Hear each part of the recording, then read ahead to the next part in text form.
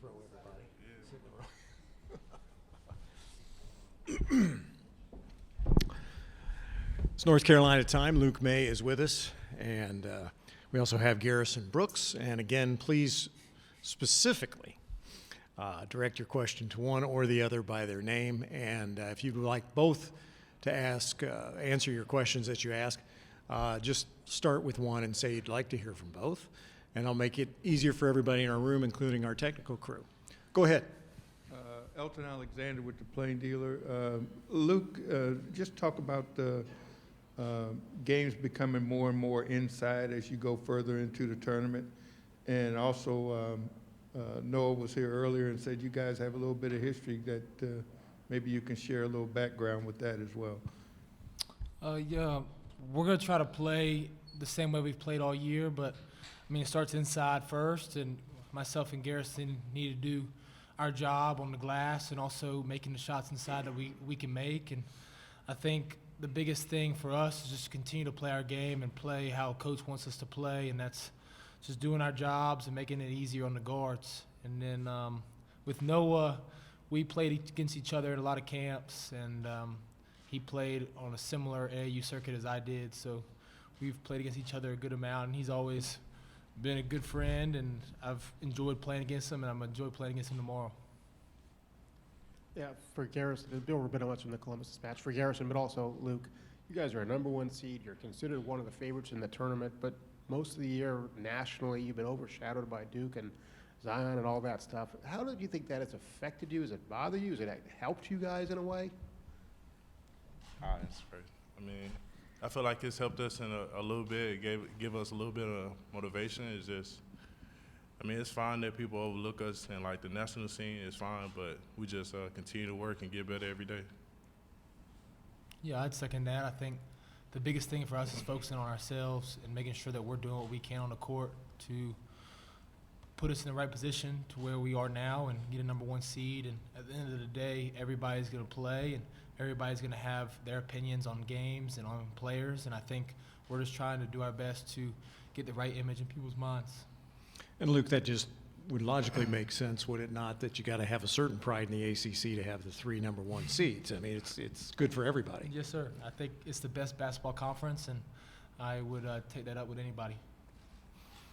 What kind of a adjustment do you see, Garrison, when you do play a team that obviously you're not familiar with? Is it going to be advantageous that you've played Syracuse a couple of times during the course of the year and know that Mike Hopkins has taken a lot of those basketball practices out to Washington? I mean, I think it helps. It benefits us. I mean, we've seen it before. I don't think we've seen pretty much everything we need to see this season. I think we just do what we normally do, like just play our game. Is there always the adjustment of seeing a team on tape that you're not familiar with, thinking you got it, and then you went through it a little bit yesterday in the first half, and then you see them in person, and the reality hits? Yeah, I mean it's different. Film doesn't do some people a justice. Anybody else? Matt Calkins with the Seattle Times. Luke, it's been established you have a history with Noah a little bit. He was an all-conference player 2 years ago and didn't make it this year because I think everyone figured out they have to double him or they're going to be in trouble. Just as a one-on-one matchup, what's it like dealing with him in the post? Yeah, I mean, he's a great player. He's always been able to use his body really well, be able to finish over people. And for somebody who plays the 5 spot at right around 6'8", some people list him as 6'9", but I feel like he's pretty similar size to me, maybe a little taller. And I think he does a good job of finding his areas and finding his angles, and he's a great scorer in the post. And we're going to do our best to slow him down and make sure that we have a body in front of him in the basket every single play. But, I mean, everybody at this stage is going to be really good. And, I mean, in the respect to their leagues, everybody has a lot of accolades, and we're just trying to win a team game, and that's what we're going to try to do tomorrow. Garrison, is there a comfort level with the officiating during the regular season? Because you generally get 3 guys that you know, and then you come into the tournament, and you're really not sure of these 3 guys, maybe one, and how they're going to call a particular game. Yeah, I mean, I'm pretty sure every referee is different. So I mean, you have to really adjust to the style that they're going to blow the whistle for pretty much every call. Do you know 5 minutes in what it's going to be like, or does it change? You could tell. You could pretty much tell from the jump. You can tell by the first foul, like tell basically about how the first rebound. Basically, that's how I feel. Go ahead. For both of you, what is the most annoying aspect of playing against the Syracuse zone? I'll go first. I think the biggest thing is how active the top two defenders are. I think one of their players is leading the country in steals and does a great job. I think it's Thibault does a great job of getting the passing lanes, and we got to make sure that we make good fakes and get it into the middle of the zone and try to do our best to attack. And I think playing against Syracuse has helped us, and it will help us moving forward. But then again, every team's different, and every team has their strengths, and we just got to try to find our strengths against a good team like Washington. I'll agree with Luke by just saying like the top two guys, like they're really active. I mean, it makes it tough on like the whole team. Luke, is there additional pressure on you guys as a team because you've got Carolina on your jersey? I think it's definitely playing against any team. They're going to bring their best shot, especially in the NCAA tournament. And I think going off of what happened last year, I think we're going to come out with a little bit extra motivation and making sure that we play our best basketball. I mean, we struggled a little bit the first half yesterday, and we can't have that let down tomorrow. And we just got to do our best to make sure we come out the right way and got to punch them in the mouth early. Was the adjustment at halftime yesterday more technical or emotional? I think it'd be more emotional. Coach got on us about playing a little bit harder, playing more passion. And he felt like we missed some shots that we usually make, and they made some shots. And I think just playing harder and playing with more aggression would have benefit us in the second half. And we made some more shots, and kind of affected them, which was big for us. I'm only asking this because the Washington players said that their coach was crazy. Is there any part of Coach Williams that you find to be crazy?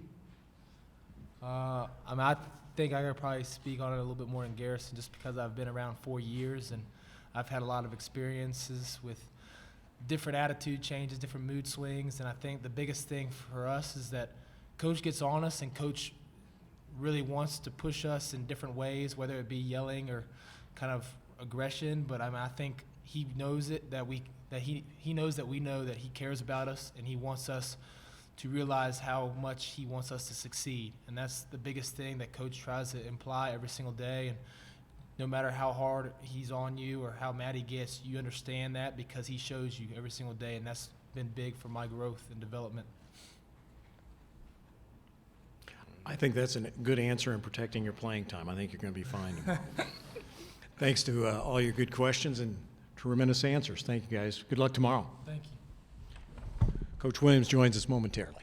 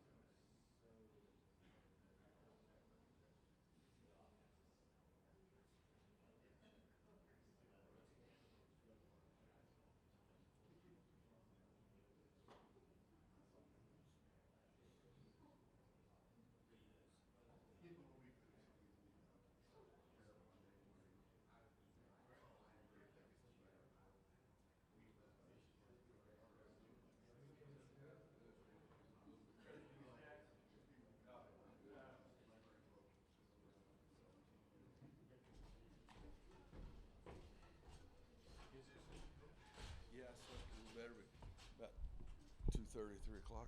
That's exactly when I shut it down. Yeah, We shouldn't be doing that. too old.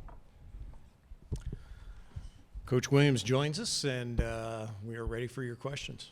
Yep.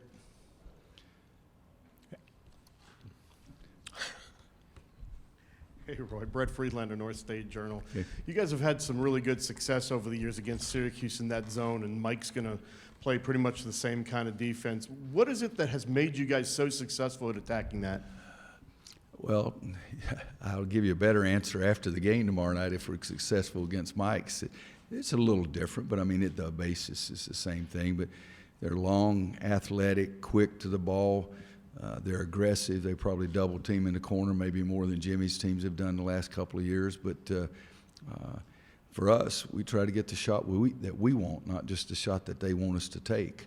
And so for us, it's got to be a balance. We want to get the ball inside and attack the basket area and shoot open threes, but not just be content just to pass the ball around the perimeter and do what they want us to do. But you know, the good news is that we have played Syracuse, because it would be hard to get ready for this type of defense with just half a practice, which is what we're going to have today.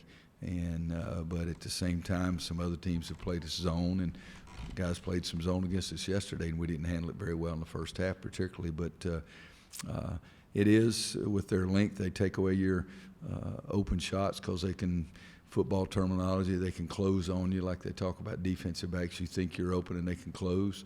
I can go all the way back to 2003, the national championship game. On my last game at Kansas, we have what we think is a wide open three to tie the game, and Akeem Warwick came out of nowhere and blocked the shot. So you have to understand that they have athleticism and can really cover ground, and they want to get there. They want to bother your shot, but we got to try to get the shot we want. I can remember back to your Kansas team in '93, and when you talk about length, it seems like every team now has 7 or 8 of those guys you describe with length. And when you go back to earlier in your head coaching career, if a team had one, it was a story, wasn't it? Yeah, but these guys, I mean, they're, whether it's 6'7" up to 6'11", you know, they do have the length and the athleticism to cover a lot of ground. Yes. Bill Rabinowitz from the Columbus Dispatch. I apologize, you've been asked this many times this Okay. year, but you're a #1 seed. Nobody's overlooking you, but you've been overshadowed to some degree by Duke and Zion Williamson, all that stuff. How do you think that has affected, either negatively or positively, you guys this year? Well, me, it hasn't affected me at all. I'm serious, not one iota. It just doesn't bother me. It doesn't bother me, it doesn't make me happy or anything. I just don't think about it. But I think Zion, the attention that he's gotten, he's deserved. He's stood up to all the accolades that he got before. And, I mean, we tried to recruit him as hard as I've ever recruited anybody. And I thought he was a unique young man. There wasn't anybody like him. I mean, I've been married for 46 years. My wife's been to a lot of high school games with me over the years. And I took her to the game when we saw Zion one night. And we left, and we're in the car, and she didn't say anything. I said, well, what do you think? She said, don't think I've ever seen anything like that. And, I mean, that's pretty perceptive. And, you know, you watch the games, and that's what you say now. Man, I haven't seen anything like that. So I think he's that blend of power and explosiveness, athleticism, and competitiveness that I haven't seen maybe ever. But so that part hadn't bothered me. I mean, he deserves what he gets. And when we win, we get good publicity. If somebody else beats us, we don't. And got to get ready for the next game. But I really haven't cared about it. Roy, Art Teal, Sports Press Northwest. It's been a while since you encountered Washington in the finals, and lots of things have changed. But I wondered what you remembered about that 2011 game in Charlotte, when I guess you woke up sick that morning and got a little sicker as the game was going on. Yeah, I remember they were very, very good. We were lucky to win the game. We have a 3-point lead, and John Henson, standing under the basket, jumped up and sort of caught the ball. It was definitely going to be short, so it should not have been called goaltended. But I about had a heart attack because we got a 3-point lead. I said, John, why would you do that? He said, well, Coach, he was inside. It was just going to be 2. You know, and I said, how do you know that? You know, that kind of thing. So that's what I remember the most about it at the end of the game. We got a great deflection. They had the ball out of bounds. I think with just for us a 1 or 2 point lead, and John was able to get his hand on the ball in front of the ball and deflect it. And we came up with it and scored again on the other end. But Lorenzo was coaching, I believe, at that time. Isaiah, I think, was there. They had some good players, and I remember getting to the locker room thinking that we just beat a very, very, very good team, and we were lucky to win. Roy, Matt Calkins with the Seattle Times. I'm not sure how well you know Mike Hopkins, so there might not be a lot in there, but I'll give it a shot. Okay. He's a different guy. Yesterday he was trying to decide which candy he wanted on the scores table and played eeny, meeny, miny, mo. He tackles players in the middle of practice, starts doing push-ups, all this kind of stuff. I'm just wondering if there's anything that you've come across where you go, that's a different guy. He's not like the other coaches. What the crap do you think people say about me? I spit in rivers. Jesus Christ. Michael and our twins. You know, that's what the hell it is. I've never gone any, mini, mighty, mo with the candy on the side of the table, but I've got two different kinds in my pocket in the locker room. You know, I really think he's really a good guy, really a good coach. I'm old enough to remember when he played. I think he was so loyal to Jimmy and great for Jimmy Boeheim for a long time, and Jimmy was loyal to him. The teams they had at Syracuse, they beat one of my teams in the 2003 national championship game. So I've known Mike for a long time. 2 or 3 years ago, whenever it was that Jimmy set out those 9 games and Mike was in charge of the team, and it didn't go as well. I don't know what it was. It was 4-5, 5-4, 3-6, 6-3, whatever it was. But it wasn't very pleasant. And the first game that they played when Jimmy came back was against us at their place. And I remember grabbing Michael before the game and said, hey, I know that hadn't been the most pleasant experience, but you did a great job. It's a hard job. It's unusual circumstances. Just put it behind you, and one of these days it'll be a very small blip on what you're doing. And I don't know if he remembers that, but it was very comfortable for me to say that to him, and I think he's one of the good guys. Now, I've not many. In the old days, I would do more crazy stuff, but I've stepped down and done push-ups on the floor, and so what you're describing is unique. That sounds normal to me, so that's all I got. Hey, Coach. Joe Yes. Mazer, ABC 11 in Raleigh. You know, we got to find some storylines here, so we got to nitpick a little bit. Okay. 3-3 in the second round the last 6 years. Anything to that? Has it just been matchups that have been stumbling blocks, or what do you read into it? Yeah, 99% of the coaches in the world would take that. I mean, seriously, 3-3 in the second round. Hell, a lot of guys are sitting home getting ready for their golf game. But probably, let's see, Texas A&M last year was really a bad matchup for us. The year before that, we were okay. You know, we were 6-0. There wasn't anybody else 6-0. So I'll take 3-3 all the time if you'll make 2 of those 3 years ago play for the national championship game. So that'd be the one I'd have the best answer for you. Frankly, my dear.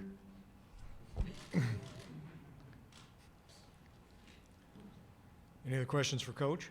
Didn't mean to shut the crowd up. I was being nice. Jacob Myers with the Columbus Dispatch. Sterling Manley, talked to him yesterday, and have you had it in your career where a situation like that where a player has been playing enough and then gets hurt and you have to sit him down because the rotation that you have has been so good? Just how has he kind of been receptive to that? You know, I don't know, but I've been a head coach for 31 years, so I'm sure I've had some things like it. But it depends. Before he got hurt, he was playing 11 or 12 minutes, but Garrison was in front of him. And Sterling was doing some things that were good for us, or he wouldn't have been playing 11 or 12 minutes a game. But he got hurt for a long time, okay? And now coming back, my job, be honest, if we don't win, I get fired. So my job is to win. And the group that we have got a pretty good rotation set. We won 15 out of 16 or 16 out of 18, something like that. So if it ain't broke, don't fix it kind of thing. But I'm sure that I've had some guys that I was able to get back into the rotation, but it's where they started. You know, if a guy starts and beat everybody else out, then you got to try to give him a chance to do that too. But I'm trying to think. Jock Vaughn at Kansas, he broke his wrist, missed the first 9 games. So when he started playing, you know what he did? He started because that's what he deserved over time. So I don't think there's been an exact situation like that. But, you know, Leakey was playing a certain number of minutes too and not playing as many now as he was at that time. But none of those kids want to get hurt, and I understand that, and they want to play more. But every kid wants to play 60 minutes in a 40-minute game and take 60 shots, and I understand that. But Sterling's handled it well, and he's practiced better now than he was before he got hurt. And so I like that. But, you know, his life in basketball is not going to be over tomorrow. Anybody else for Coach? All right. All right, guys, Thanks thank you. very much. Good luck tomorrow.